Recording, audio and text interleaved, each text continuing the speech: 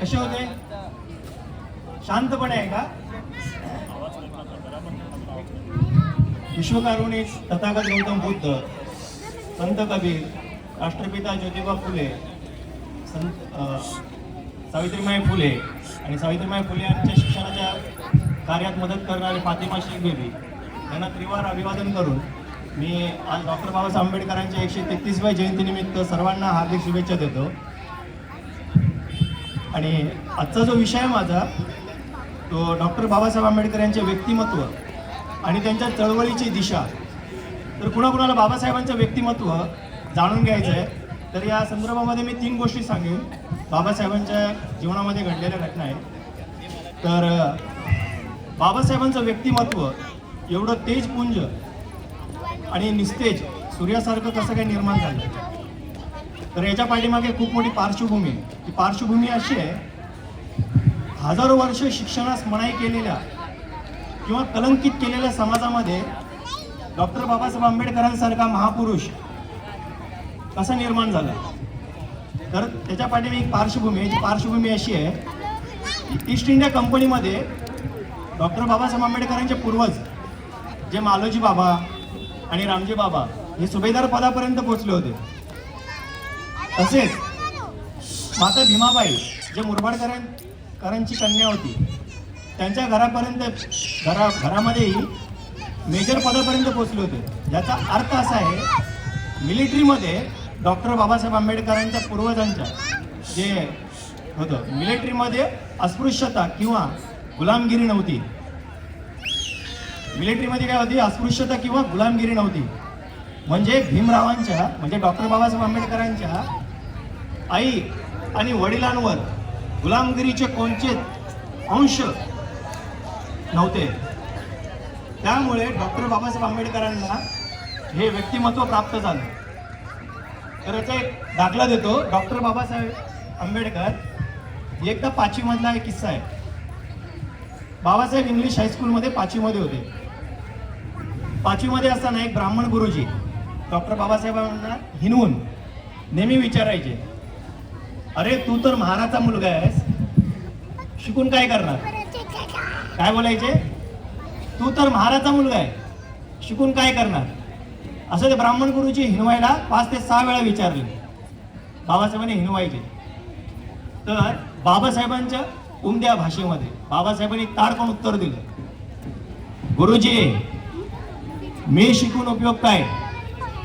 हे विचारण्याचे काम तुमचे नाहीये. हे काय?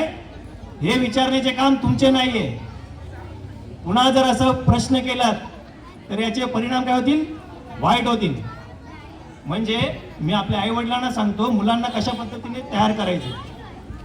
एकदा 5वी मध्ये असणारे आपले बाबासाहेब गुरुजीला खडा सवाल करतात आणि काय बोलतात? हे विचारण्याचे काम तुमचे नाही, नाहीतर परिणाम काय होतील?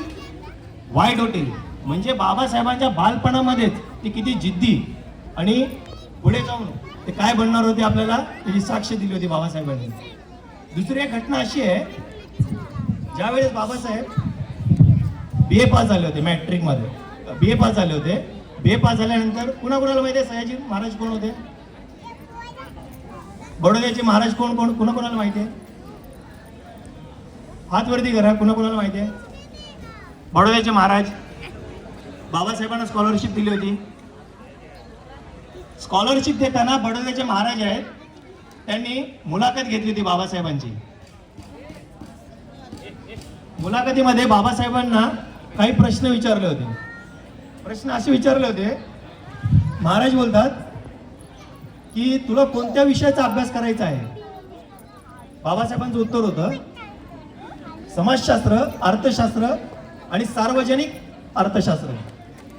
तर दुसरा एक प्रश्न विचारतात महाराज, तो कोणत्याही विद्यार्थ्याला भुचकाळ्यामध्ये टाकेल, तर या विषयाचा अभ्यास करून तू पुढे काय करणार? तर बाबासाहेब उत्तर देतात, या विषयाचा अभ्यास करून मी माझ्या समाजाची अवनत अवस्था सुधारणार आणि ती कशी सुधारावी याचे मला मार्ग दिसतील. बाबासाहेब कितवीला होते? BA पास झाले होते फक्त. तिसरा प्रश्न विचारतात महाराज, पण कराराप्रमाणे तर तू आमची नोकरी करणार आहेस तर तुला एक तिन्ही काम, शिक्षण, तिन्ही गोष्टी कशा पार पाडशील? तर यावर बाबासाहेब उत्तर देतात, महाराजांनी मला तशी संधी दिली तर. म्हणजे एखादा डिप्लोमॅटिक आन्सर जे असतं, मुत्सद्दीपणाचं आन्सर जे असतं ते बाबासाहेबांनी दिलं होतं. एखाद्याचा मुलगा असता तो भुचकळ्यात पडला असता किंवा गोंधळून गेला असता. याच्यावरून असं दिसतं की बाबासाहेबांचं व्यक्तिमत्व BA मध्ये असताना किती प्रखर झालं होतं. आणि तिसरी गोष्ट आहे, तर मी तुम्हाला सांगू इच्छितो, बाबासाहेबांनी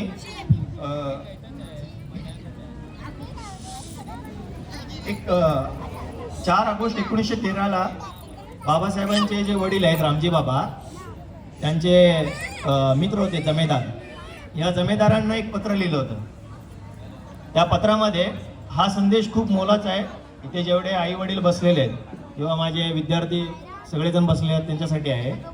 बाबासाहेब बोलतात, जमेदारांना पत्र लिहिताना बोलतात, माझ्याविषयी एकही मजकूर या पत्रामध्ये मिळणार नाही. तर पुढे बोलतात, आता एक रूढ भावना, म्हणजे परंपरेने चालत आलेली, आता एक रूढ भावना आपण अजिबात वर्ज्य केली पाहिजे, म्हणजे टाकून दिली पाहिजे. ती अशी की माता पिता आपल्या मुलांना फक्त जन्म देतात, कर्म देऊ शकत नाहीत. बाबासाहेब काय बोलतात, ही जी भावना आहे, माता पिता आपल्या मुलांना फक्त जन्म देतात, कर्म देऊ शकत नाही, ही भावना आपण काय केली पाहिजे, टाकून दिली पाहिजे. आपल्या मुलाबाळांच्या इच्छित ध्येयासाठी, म्हणजे जे ध्येय ते प्राप्त करणार आहेत त्या ध्येयासाठी आपण आकार देऊ शकतो, या तत्वांचा आपण अवलंब केला पाहिजे, म्हणजे स्वीकारलं पाहिजे. जर आपण या तत्वांचा अवलंब केला तर आपल्याला काय येईल, चांगले दिवस येतील. आणि शिक्षण कार्याची तुमची खात्री झाली तर तुमच्या मुलींनाही शिक्षण द्या. यावरून काय होईल, तर आपल्या समाजाची प्रगती होईल आणि आपली जी अवनत अवस्था आहे त्या अवनत अवस्था आपण दूर करण्यासाठी यशस्वी होऊ. ह्या 3 घटना ज्या आहेत बाबासाहेबांचं व्यक्तिमत्व सांगण्यासाठी पुरेशा आहेत मला असं वाटतं. आणि या पत्रावरून काही गोष्टी स्पष्ट झाल्या आहेत की डॉक्टर बाबासाहेब आंबेडकरांचं व्यक्तिमत्व किती, म्हणजे येणाऱ्या काळामध्ये जे शाहू महाराजांनी सांगितलं होतं की भारताच्या भावी पिढीतला जो नेता असेल, जो तुमचा उद्धार करता असतील, ते डॉक्टर बाबासाहेब आंबेडकरच असतील. यावरून या गोष्टीचा मी लिंक लावू शकतो.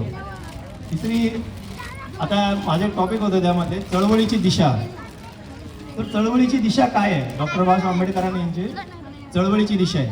हा जो कोट लिहिलेला आहे आपल्या युथ फॉर इंडियाच्या बॅनरवर, खूप जबरदस्त कोट आहे. तो कोट असा आहे, मी वाचूनच दाखवतो तो, तुम्हाला मिळालेला मताचा अधिकार हा तुमच्या मुक्तीचा मार्ग आहे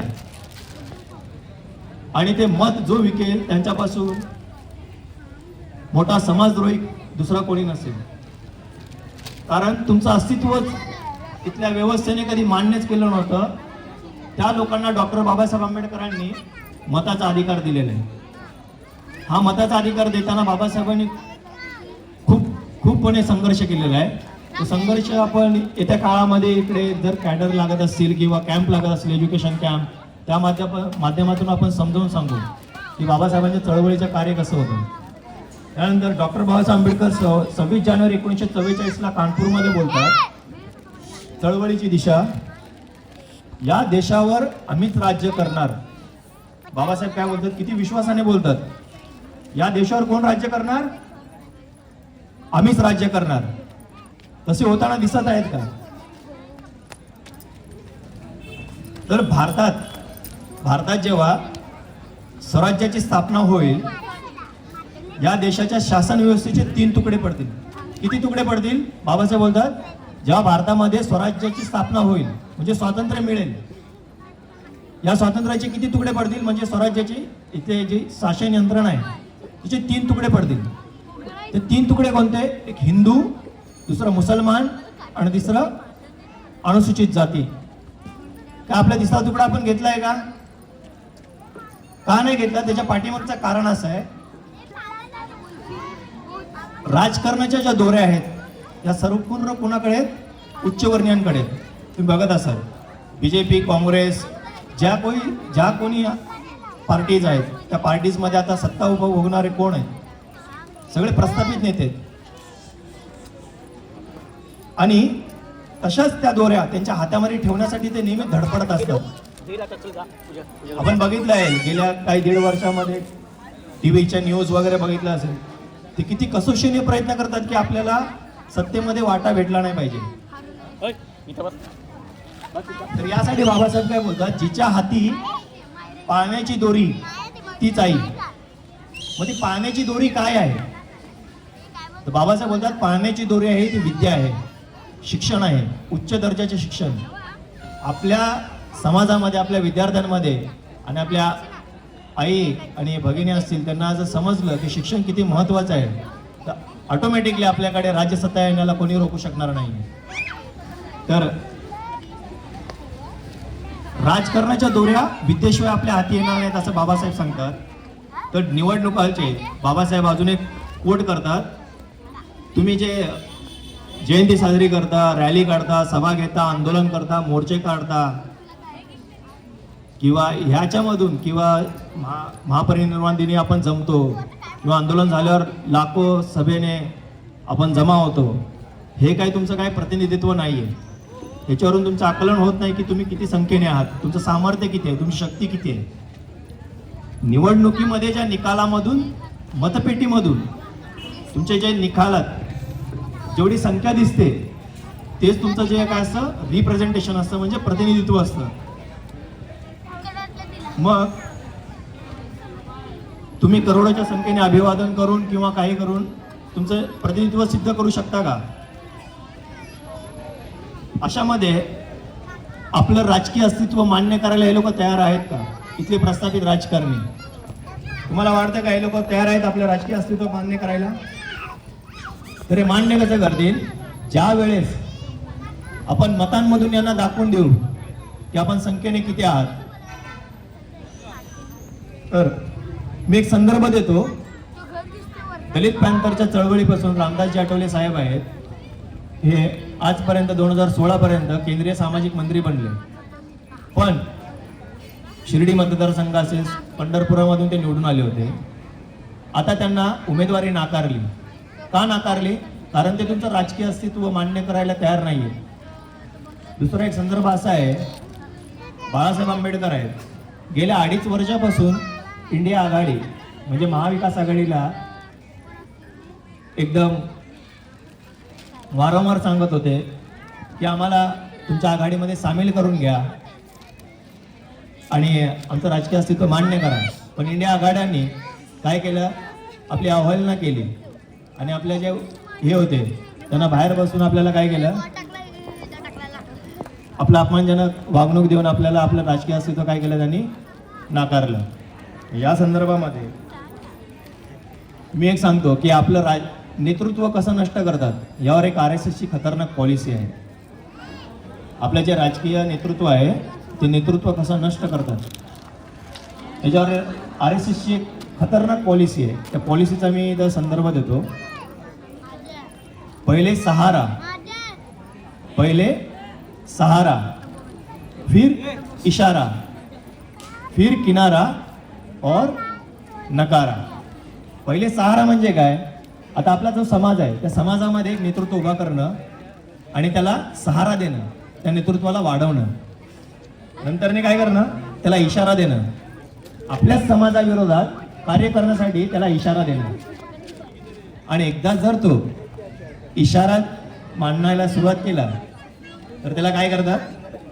त्या नेतृत्वाला आपल्या समाजाच्या विरोधात जाऊन भूमिका घ्यायला तयार करतात. आणि आपल्या समाजामधून जर त्याची विश्वासार्हता संपवली, आपल्या समाजामधून विश्वासार्हता संपवली, मग तो घर का नाही घाटका राहतो. मग त्याला काय केलं जातं? नाकारलं जातं. म्हणजे ही पॉलिसी कोणती आहे? पहिले सहारा, फिर इशारा, फिर किनारा, फिर नकारा. शेवटी अशा नेतृत्वाला RSS काय करतं? संपून टाकतं. म्हणून बाबासाहेब बोलतात, राजकारणातील तराजूतील वजनदार पासंग आपण बनले पाहिजेत, तरच आपला निभाव लागेल. आणि शेवटी बाबासाहेब आंबेडकर कानपूर येथे 1948ला बोलतात, सामाजिक सामाजिक उन्नतीची गुरुकिल्ली काय आहे? ती आहे राजकीय शक्ती. अजून एक संदर्भ ऐकायचा आहे का कोणाला बाबासाहेबांबद्दल? प्रख्यात्रे यांनी बाबासाहेबांच्या आठवणीमध्ये एक कथा सांगितली होती, जी बाबासाहेबांनी प्रख्यात्रे यांना सांगितली होती. ती कथा अशी आहे, ते नवयुग त्यांचं प्रकाशन आहे, त्या प्रकाशनामध्ये आली होती कथा. ही कथा अशी आहे, होमर हा एक महाकवी होता, तो ग्रीकमधील कवी होता. त्या पुराणातील कथा आहे. कथा अशी आहे, ही कथा खूपच मार्मिक आहे आणि त्याचा संदर्भ आपण आपल्या स्वतःसोबत जोडून घेतला तर आपल्या जीवनामध्ये खरंच खूप आमूलाग्र बदल होईल, मला असं वाटतं. डिमेटर नावाची एक देवता मनुष्यरूप धारण करून धर्तीवर आली, म्हणजे पृथ्वी तलावर आली. एका राणीने तिला कामावर ठेवले मूल सांभाळण्यासाठी स्वतःचं. ते मूल इतकं गोंडस होतं की त्या देवीची इच्छा झाली, की याला देव बनवायचे. ते देवीची इच्छा काय झाली? तिला देव बनवायचे. आता त्या मुलास देव बनवण्याची प्रक्रिया सुरू करायची होती, म्हणजे संस्कार सुरू करायचे होते. रोज रात्री काय करायची? ती डिमेटर नावाची देवता सर्वजण मंडळी झोपली तर सारे दरवाजे खिडक्या वगैरे बंद करायची. बंद केल्यानंतर त्या मुलाला काय करायची? घेऊन जायची आणि आगीच्या निखाऱ्यावर काय करायची? ठेवायची. आगीच्या निखाऱ्यावर ठेवल्याने काय व्हायचं?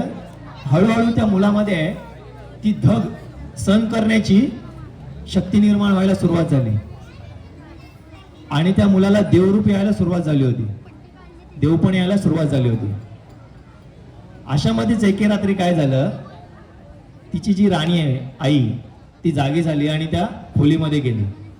त्या खोलीमध्ये गेल्यानंतर तिला सर्व प्रकार दिसला आणि ती फार संतापली आणि तिने काय केलं? त्या डिमेटर नावी देवतीला हाकलून दिलं आणि त्या मुलाला काय केलं? जवळ घेतलं. पण एक गोष्ट याच्यामध्ये झाली, मूल तरी राणीला मिळालं, पण त्या मुलाचं देवपण होणार होतं, तिला ती काय झाली? मुकली.